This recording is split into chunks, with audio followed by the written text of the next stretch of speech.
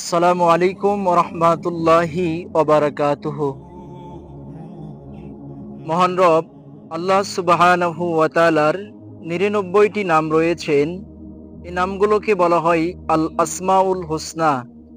যে ব্যক্তি এই মহান রব্বুল আলামিনের ১০১টি কম ৯৯টি নাম, এ নাম যারা মুখস্থ করবেন, আল্লাহ সুবহানাহু ওয়া তাআলা তাদেরকে জান্নাত দান করবেন।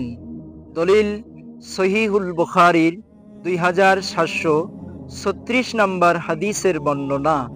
বর্ণনাকারী হযরতে আবু হুরায়রা রাদিয়াল্লাহু তাআলা আনহু, তিনি বলেন, ক্বালা রাসূলুল্লাহি সাল্লাল্লাহু আলাইহি ওয়াসাল্লাম, আল্লাহর হাবিব সাল্লাল্লাহু আলাইহি ওয়াসাল্লাম বলেন, ইন্না লিল্লাহি তিসআতা ওয়া তিসঈনা আসমা মিয়াতা ইল্লা ওয়াহিদা মান আহসাহা দাখালাল জান্নাহ।